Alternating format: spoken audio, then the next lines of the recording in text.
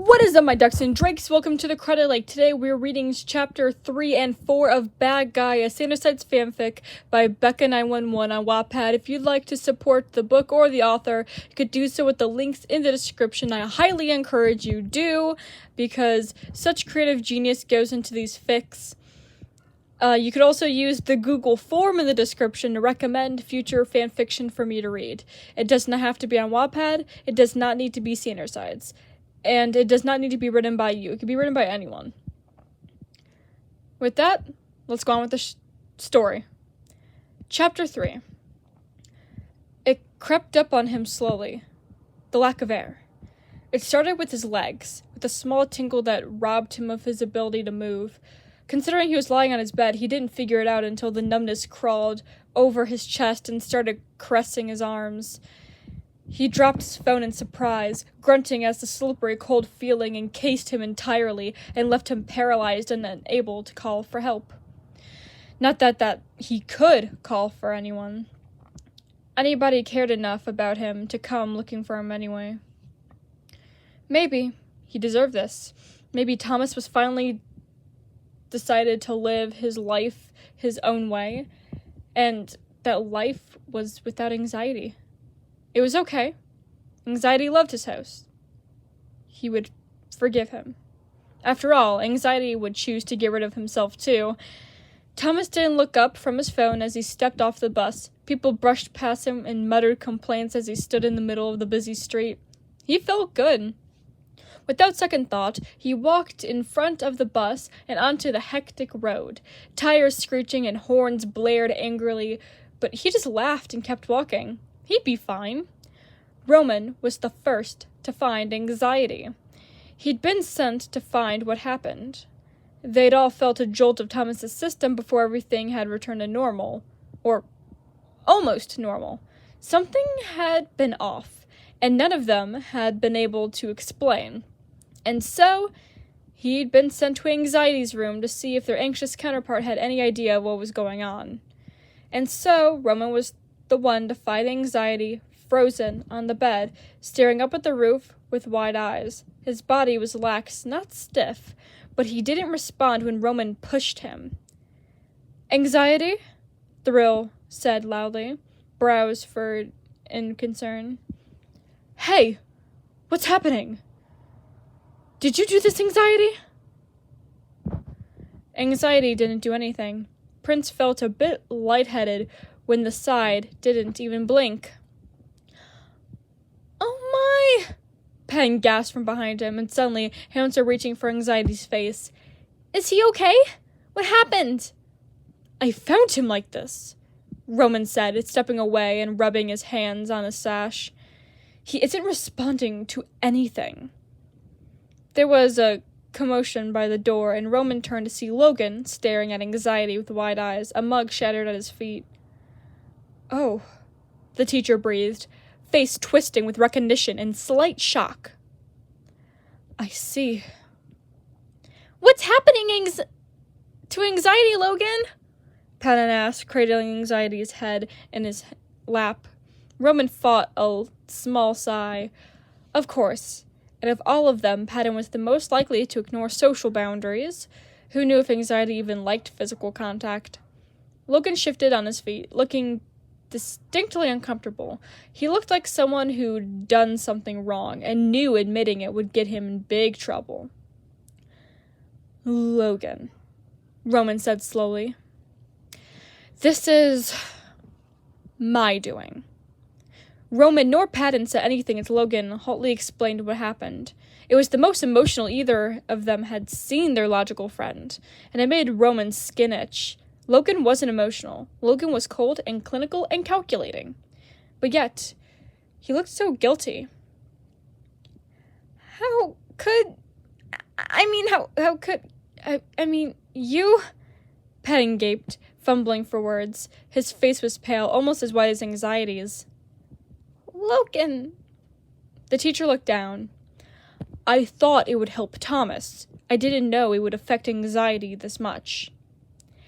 "They were anxiety relief pills," Patton said scathingly, and the other two jumped. Patton was always cheerful, and they never heard him so agitated and upset. What did you expect? Anxiety shuddered in Patton's grip, and Patton immediately softened, making soft cooing noises. Logan frowned, and something in his eyes froze. Roman recognized the actions for what it was. Logan was sliding his cool mask back into place, ignoring the emotions he couldn't comprehend. I was doing it for Thomas, he defended lowly. My host is my top priority. Anxiety was clearly having detrimental effects to Thomas's lifestyle and living, and so I recommended he take something to help. I didn't specifically target anxiety. He obviously doesn't enjoy hurting Thomas, Prince said, surprising himself with the protectiveness of his own voice. It's his job, remember? Thomas needed help, Logic said quietly, but he was losing the argument, and with a glance at morality, he realized he might have just lost his friends as well. Do you understand what the implications would be? Patton asked, absent-mindedly running his fingers through Anxiety's hair. Roman tracked the motion, but didn't say anything. Logan squinted. Yes! I know big words! Patton took off his own glasses and wiped his eyes tiredly. We gotta figure out how to fix this. Hoarse coughing shut them all up, and Anxiety raised his head weakly, eyes half closed. Roman helped support the anxious side as he tried to sit up. How are you feeling? Morality fussed. Anxiety cleared his throat before answering. His breathing labored. Like death. Don't be so morbid, Wednesday Addams, Prince joked, but Anxiety didn't laugh. In fact, the darker emotion looked ready to fall asleep. Come on, Anxiety, the royal urged gently. You need to rest. No, Anxiety protested as Prince tried to get him to lay back down. I'm fine. No, you're not. Roman pushed softly on his shoulders. And we're not going anywhere. Just sleep. Reluctantly, Anxiety slid back down to lay on Patton, and Roman hesitantly sat beside him. This was 3 umps over the line, and he and Anxiety had been towing their whole lives. They were rivals, enemies, opposites, and yet Anxiety looked so young and vulnerable that Roman couldn't help but protect. He looked up at Logan, whose eyes were dark and sad. Fix this, Logan, he said firmly. Fix this. Chapter 4. Are you going to tell him when he wakes up? Logan asked Patton, quietly refusing to meet his eyes. Patton studied him carefully, taking in a tired tilt to Logan's shoulders. He sighed. No, he said gravely. But once this whole mess is cleaned up, you're going to sit down with him, and you're both going to have a long talk. Logan nodded. He could do logical discussions. He glanced back over to Anxiety, frowning as goosebumps prickled along his arms. Does something feel different to you? He murmured, crossing his arms. Patton nodded. It's colder. More ominous. I think something's wrong.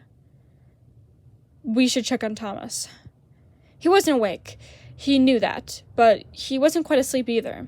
He was stuck in between, trapped in an endless limbo, suspended in time and space. His body ached and he felt hot, but at the same time, he was freezing. He opened his mouth to call for somebody, but froze. He couldn't speak. He couldn't talk, to shout, or cry for help. He was utterly silent, and he was terrified. The studio was desolate and cold, creaking, greeting the 2 traits as they stepped inside. I don't remember it being this dark, Patton muttered as he picked his way to the main screen of controls. What happened? You need to look at this. Anxiety's section of the control panel had frozen over, a thin sheet of ice coating the buttons. Parts of the screen had cracks, a fragile spiderweb of glass and mental control. Logan layered back the clip of Thomas walking across the busy road, laughing the entire time. Next, he was in the kitchen, waving around a kitchen knife as he danced to a song on the radio. He didn't look concerned, even when he dropped the knife. It slipped through his fingers, leaving a thin trail of red on his hand. He's going to end up killing himself if he keeps doing this, Pedden whispered sadly. We have to see him, Logan said. Tell him what happened. Logan? Pedden's voice shook, and when Logan looked over at his fellow side, Pedden's face was pale.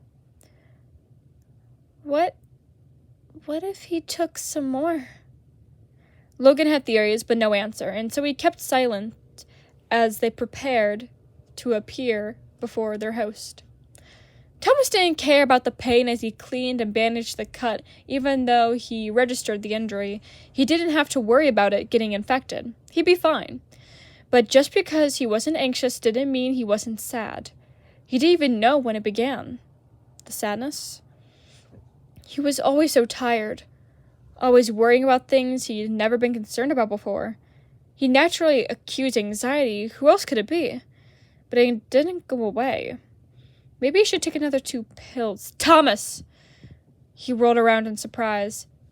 Pedden! Logan! What are you guys doing here? He had to admit he felt a faint brush of fear. Pedden looked furious and upset, a worrying mix of emotions. Thomas, we need to talk. His logical side looked the same, calm and collected, but his brown eyes were tinged with concern. Have you taken any more of the anxiety medication? No. The boy frowned. I was just about to, but you guys showed up. He brightened. They work really well, you know. It takes away my appetite, but I feel really loose, you know? Like a weight is gone off my shoulders. Pedden let out a strangled breath, because what if Logan was right? It was morally wrong to kill off anything that affected you badly, but Thomas seemed so happy. He really just wanted his host to be happy. Give me the bottle, Thomas, he said gently, or get rid of the medicine. Thomas looked shocked and defensive. No, he said. I feel the best I've ever felt, and it's because of this medicine. Anxiety is gone, and I feel great. Why are you telling me to give that up? Thomas, please, trust me and get rid of the pills. Why should I? Because you're killing anxiety! Pedden splayed his hands uselessly. Tears sparkled in his eyes as they stared hopelessly at his host. You're killing him with those pills. Do you understand? Do you understand what that means? He's getting sick, Thomas. He'll die if you keep doing this. He won't just disappear. He will die. And it will be painful. Is that such a bad thing? Thomas asked feebly. Is it that horrible? I feel okay for the first time in ages. Pedden's rattling inhale was answer enough. Reluctantly, Thomas handed over the small container, staring at its empty hands as morality sank down without another word. Logic hesitated, desperately searching for the right thing to say in comfort to his host. He sighed, deciding to stick to a minimal approach. I am at fault here as much as you, he said quietly. We'll figure this out. We have to. And when Logan sank down, Thomas felt the sadness hit him like a wave, and he never felt more alone. Thank you all so much for listening. If you'd like to listen to more and continue the story, I'd recommend you subscribe. I'll be posting 2 chapters every week on Wattpad Wednesday. So if you'd like to stay caught up with that, you can always hit that subscribe button. To see previous episodes, click the Wattpad Read Aloud's playlist. There is links in the description to all my social medias as well as the author and the book, so you could check those out. You could also recommend fics using the Google form in the description below. Thank you all so much for listening, and Much like Thomas, trying to just not die, do your best.